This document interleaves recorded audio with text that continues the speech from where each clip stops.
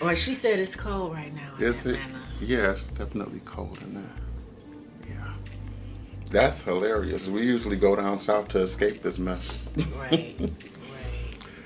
So, your website, we both have our own individual websites in addition to all of the social media for the band, but your website is IJS Media, and a lot of people don't know that you are this filmmaking phenom.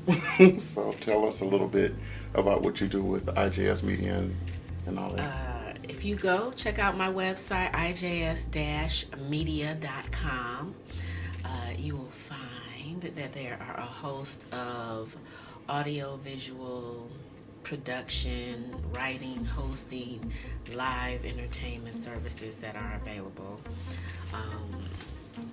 I used to do a podcast on WJZZ. Cool TV. That we are considering. I'm considering maybe doing it again. But anyway, the Orgasm Show. So that, and then I had a podcast before that called Together in Love. I had another podcast called Life After the D. Life After the D, actually, there's some episodes of that on Spotify and other places where you can stream podcasts. But Life After the D is all about surviving. It's all about surviving your depression, your deaths,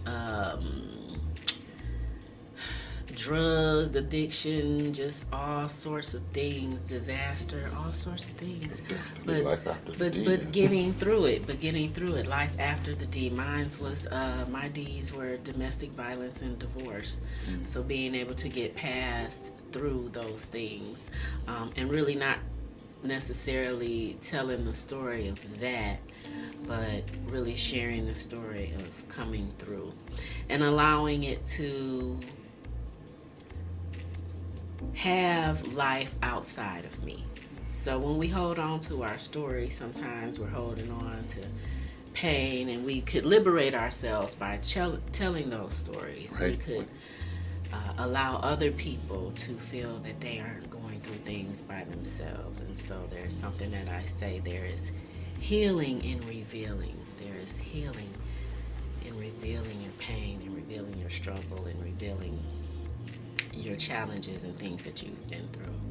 So Life After the D is all about connecting with people who have experienced things like that. So I'm looking to do some more interviews with that so I can have some more episodes available.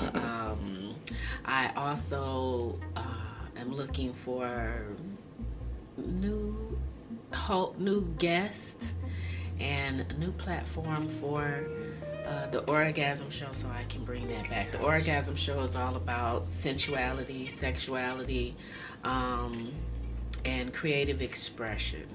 And so I like to bring things to the forefront that can help you with your libido naturally, and things that you can do in your relationship, and just in caring for yourself and having fun to just pump up your sensuality, your sexuality, intimacy, and all out fun of self, your pleasure palace. Now, this right here. As your co-host on Orgasm, I had a blast. It was always something amazing going on every week. You started that with intent. Do you find that your audience was struggling with those ideas, those things of sensuality and their own sexuality, or? No. I found the audience to be enjoying the show and to want more. No, I mean, did they tune in? So because of those issues they were having? They weren't forthcoming. If they were struggling, they weren't forthcoming. I could have used questions and stuff, so we could find out new topics to dig into. Well, you came up with some good stuff. Every show was really thought out. I've learned a lot actually from you doing this, the way you ran the Orgasm Show. So again, thank you for your influence and your inspiration. You're welcome. And then there's also a website, actually, Project Wow, projectwowworld.org Oh, yeah. /GoDaddy, something ridiculous. Anyway,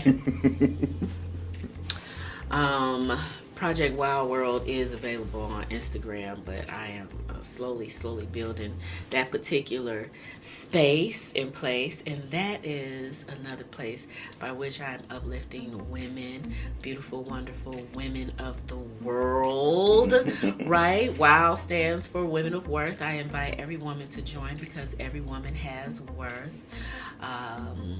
And in this space, I provide a safe space for women to have discussions about the many challenges of the journey of womanhood, as well as, again, sensuality and sexuality, right? We need to be able to heal through sexual traumas.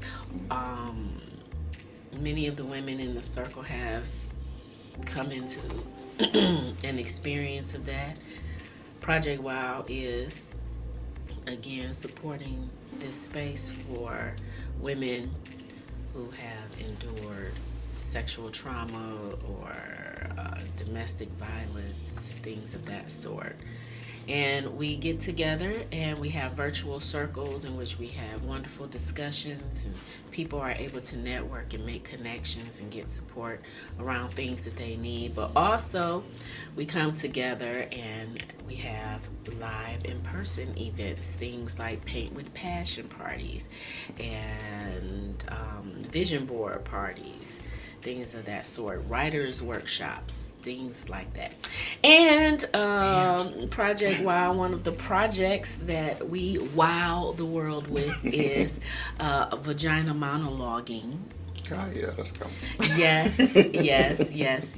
We love to tell the stories of the vagina. Vagina monologuing allows us to be able to have those conversations, as well as to develop ideas about stories that we want to tell. So I invite women to not only be a part of the sister circle for the discussions, but also when we have writers workshops, to tap in there and be able to express or release stories that they want to share, or at least be rid of inside of them, stop carrying inside of them. So Yeah, it's a lot of weight to carry. Yeah. It is. So yeah, I'm doing those things.